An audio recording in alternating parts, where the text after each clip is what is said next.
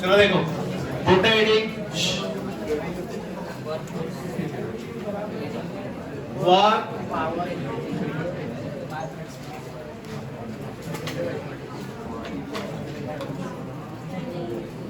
Work power. Sir ये तीनों तो फिजिकल क्वांटिटी डिस्कस करना है। हाँ डिस्कस करना है वर्क पावर एनर्जी। यहाँ पे अगर वर्क पावर एनर्जी अगर तुमको समझता है तो इससे ना कोई भी प्रॉब्लम सॉल्व हो सकता है by the conservation of theorem. Conservation of theorem क्या बोलता है तुम्हारा? Energy neither be created nor be destroyed, it can be converted into one form to another। इसका सिंपल मतलब होता है एनर्जी कांस्टेंट होता है। कौन सी? Total energy must be conserve. बराबर। आप देखो अब देखो वर्क एनर्जी पावर स्टार्ट करना है। ये क्वेश्चन यहाँ पे दो क्वेश्चंस आते हैं, कभी एक तो कभी जे मेंस में इसका एक क्वेश्चन को पक्का रहता है। इसका एक क्वेश्चन जे मेंस में पक्का आता है हर साल में। अब यहाँ पे नॉर्मल क्वेश्चंस आते हैं, बिल्कुल नॉर्मल। सबसे पहले मैं तुमको पढ़ाऊंगा वर्क, फिर एनर्जी, देन पावर। ऐसे अपन एक एक पढ़ेंगे चीजें, ठीक है? तो सबसे पहले मैं तुमको वर्क पढ़ाता हूँ। भाई वर्क सभी को पता है क्या होता है? वर्क डन क्या होता है? Work done product of force and displacement. बराबर। अब यहाँ पे देखो ये एक सपोज एक अलमीरा है, इसका मास कितना है? m। इसके ऊपर मैंने फोर्स इंपॉर्ट कर दिया है। जैसे मैंने फोर्स लगा दिया तो अलमीरा का डिस्प्लेसमेंट दिख रहा कितना हो गया? कुछ डिस्प्लेसमेंट हो गया, दैट इज d। क्या हो गया? अब फोर्स और डिस्प्लेसमेंट हो चुका है तो कुछ तो काम हुआ भाई, कुछ तो वर्क हुआ। तो work done is equal to क्या होता है? बोलो। Force into displacement. Sir force also vector, displacement also vector. दो वेक्टर का डॉट प्रोडक्ट करना चाहिए या क्रॉस प्रोडक्ट? यहाँ पे डॉट प्रोडक्ट, क्योंकि आंसर क्या है? स्केलर। वर्क क्या होता है?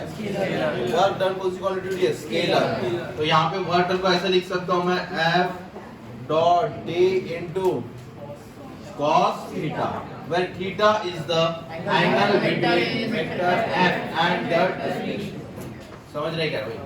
थीटा किसके बीच का एंगल है? फोर्स एंड डिस्प्लेसमेंट का बीच का एंगल कौन है यहाँ पे? थीटा। क्लियर? सर ये हमको पहले से आता है। सर इसको गिनते कैसे? वाट टन का ऐसा unit joule. 1 joule is equals to 1 newton into metre. ये पता है relation? 1 joule is equals to newton metre. ये पता है रिलेशन? सर इसका सीजीएस यूनिट और याद है अपन ने वो कन्वर्ट भी किया था 1 जूल इज 10 टू पावर 7। और याद है ये चीजें ये दिन अपन ने ऐसा वो सीजीएस यूनिट था वो अभी तुमको आता है तो यहाँ ऐड कर सकते हो। और वर्क कौन सी quantity? It is a scalar quantity. अगर स्केलर है तो उसमें वेक्टर ऑफ एडिशन का कोई रोल सिंपल अपन वर्क क्या कर लेंगे? ऐड कर लेंगे। क्या कर लेंगे? वर्क को सिंपली अपन ऐड कर लेंगे।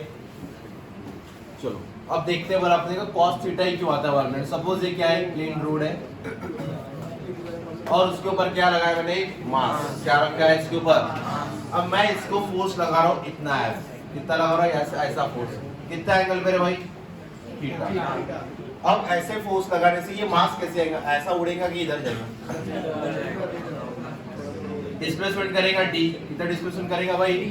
d displacement. बराबर। अब सेम अपना वर्क डन का फार्मूला बोलो क्या होता है? Force into displacement. क्या फार्मूला? Force into. सर पर फोर्स कौन सा ले? F ले गया, along the direction of displacement वाला लेना पड़ेगा। चलो देखते हैं क्यों सर। अब इसके क्या करने चाहिए?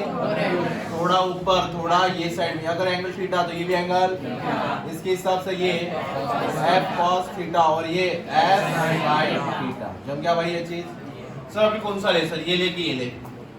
भाई देखो ऊपर फोर्स है बट डिस्प्लेसमेंट का हो रहा तो तुम्हें तो फोर्स डिस्प्लेसमेंट के अलॉन्ग फोर्स देना पड़ेगा ना। अगर ये ले लिया तो यहाँ पे F sin थीटा ले लिया पर डिस्प्लेसमेंट इधर है, दोनों के बीच में एंगल और cos 90 क्या होता है? 0। तो वैसे ही 0 हो चुका। अब ये देखते हैं। अब ये फोर्स कितना है? F cos theta. डिस्प्लेसमेंट कितना है? दोनों का डायरेक्शन कैसा है? सेम। तो डायरेक्ट क्या आ जाएगा? बोलो work done is equals to F cos theta into displacement. बना क्या? वही same formula. Work done is equals to F into D into cos theta, where theta is the angle between force and displacement. है क्या same angle? तो मतलब ये फार्मूले से काम हो सकता है तुम्हारा। ठीक है सर पर इसके क्वेश्चंस आते कैसे हैं? क्वेश्चन बहुत ही आसान आते हैं स्टार्टिंग में, फिर धीरे से वो डिफिकल्ट भी होने लगते हैं। सपोज ये हो गया तुम्हारा मास, ठीक है, और इसके ऊपर मैंने लगा दिया फोर्स, कितना लगा दिया 10 न्यूटन का। एंगल कितना दिख रखा है 37, और डिस्प्लेसमेंट कितना हो चुका बोलते भाई 5 मीटर, कितना हो चुका है। तो सिंपल यहाँ वर्क डन बना सकते हैं तुम लोग। क्या है वर्क डन का फॉर्मूला? फोर्स इनटू डिस्प्लेसमेंट, बस cos थीटा आएगा कि नहीं आएगा भाई? आएगा ना यार, क्यों नहीं आएगा? इनटू cos 37, बोलो आप कितना है 10, डिस्प्लेसमेंट बोलो 5, और ये 4/5, 5 5 8 40, क्या है इसका आंसर 40 जूल। समझ रहे क्या चीजें? सर इसमें और कैसे कैसे क्वेश्चन, अभी देखो ये तो नॉर्मल फ्रेम वाला क्वेश्चन बन गया। अब धीरे धीरे क्वेश्चन अलग अलग टाइप में बनना स्टार्ट होते हैं। अब एक ही फार्मूले पे क्वेश्चंस कैसे कैसे बन सकते हैं। कभी कभार ग्राफ वाले क्वेश्चंस आएंगे, ग्राफ वाले जिसमें फोर्स रहेगा और इधर क्या रहेगा डिस्प्लेसमेंट दिया रहेगा, और ऐसा एक ग्राफ बना के रखा है, ठीक है। ये ग्राफ दिया है और यहाँ पे फोर्स का वैल्यू दिया है 10 न्यूटन, और यहाँ पे डिस्प्लेसमेंट दिख रखा है 5 सेंटीमीटर। कितना है 5 सेंटीमीटर, ऐसे ये 50 सेंटीमीटर कर लेते हैं। कितना है यहाँ पे 50 सेंटीमीटर दिख रहा है, और पूछा रहेगा what is the work done, निकालो भाई। क्या निकालो? वर्क डन निकालो। अब कैसे करना? जब भी मैंने ग्राफ पढ़ा था दो ही चीजें याद करना, कौन सी? Area under the curve and the slope. यहाँ पे कौन किसके काम हो जाएगा? Area under the curve. कैसे पता चला? क्योंकि फोर्स इनटू डिस्प्लेसमेंट क्या होता है वर्क डन, और ये यहाँ पे दोनों का प्रोडक्ट होगा, मतलब एरिया अंडर द कर्व चाहिए। मुझे सिंपल क्या बनाना पड़ेगा इसका? एरिया अंडर द कर्व बनाना पड़ेगा, बराबर। अब यहाँ पे बीच से बराबर कितना देके रखा है? ये हमें 25 देख रखा है। कितना दिया है 25। तो सीधा तुम एरिया निकाल सकते हो इसका। क्या है इसके एरिया? बोलो area is equal to work, that is half length into breadth, that is 25 into 10। कितना आंसर आ जाएगा ये? कितना? 125 जूल। ये किसका आंसर आ गया रे? और उसका भी कितना आएगा? तो वो W1 कितना, W2 कितना 125। तो आंसर कितना कितना भाई? हाँ वो आप इसमें वो सेंटीमीटर में दिखा है, तो क्या करना पड़ेगा मीटर में, दैट इज 10⁻² -2 करना पड़ेगा ये। अब बता आंसर कितना आता है? अब इसके साथ ये गेट कैंसिल, कितना आएगा भाई यहाँ पे? मतलब 125 इंटू 10⁻² -2 जूल, ये आ गया W1। अब W2 कितना आ जाएगा बोलो? 125 इंटू 10⁻²। दोनों को सिंपल क्या करना है, वेक्टर तो है ही नहीं यार, स्केलर है। और स्केलर कैसा ऐड होता है? डायरेक्ट ऐड होता है, जैसा अलजेब्रिक टर्म्स ऐड होते हैं। That is W1 plus W2, W is equal to बोलो 250 इंटू 10⁻²। ये आ गया तुम्हारा वर्क डन। जबरा करे, समझ रहे? मतलब इस टाइप के क्वेश्चंस पेपर में आते हैं, कभी कभार ये नीट में वगैरह पूछते हैं ऐसे सवाल, ठीक है। अब धीरे धीरे अपन क्वेश्चंस का पैटर्न चेंज करते हैं। कभी कभार ऐसा क्वेश्चंस आते हैं क्योंकि अपन ने फार्मूला कौन सा डिस्कस किया है? Work done is equal to force into displacement. इसके अलग अलग वैरायटीज के क्वेश्चन देखो कैसे बनते हैं। अभी कभी कभार ऐसे पूछ सकते हैं, उन्होंने देख के रखा रहेगा फाइंड द वर्क डन। क्या पूछेंगे? फाइंड द, और फोर्स डिपेंड ऑन द, या force is the function of a displacement. क्या दिया रहेगा? Force is the function of the, इसका मतलब जो फोर्स है किसके ऊपर डिपेंड है? Displacement, that is 3x² plus 4x। Find the work done, find the work done from x equals to 0 to x equals to 2। बना सकते हो भाई आराम से। सर ऐसा दिया तो करना क्या? ऐसा दिया तो करना क्या यार? तुमने कुछ नहीं करना है, तुमने बस वर्क डन का फार्मूला लिखना है। क्या लिखना है? बाकी सब कुछ ऑटोमेटिक होता है। वर्क डन का फार्मूला बोलो, फोर्स इनटू बराबर वर्क डन। जैसे कैसा? फोर्स का वैल्यू बोलो 3x² plus 4x into dx। अगर ऐसा दिखा तो क्या करना चाहिए? ऐसा दिख रहा है तो क्या करना चाहिए? Derivative integration. वह ऐसा दिख गया ना तुम्हारे को तो क्या करना चाहिए? इंटीग्रेशन। तो integrating both the side. Limits कहाँ से डालना है? 0 to 2। अब क्या करोगे बोलो? Integration separate, that is 3x square into dx plus 4x into dx। Limit हाँ बोलो भाई। Integration of 3x square dx, 3 बाहर और x स्क्वायर का क्या होता है?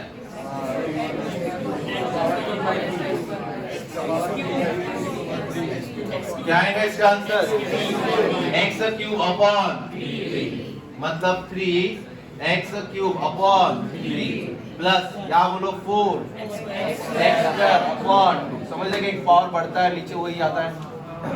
ये get x cube plus 2x square. Limit put कर लोगे क्या है? 0 to 2। यहाँ पे 0 to 2। बताओ कितना आंसर आएगा?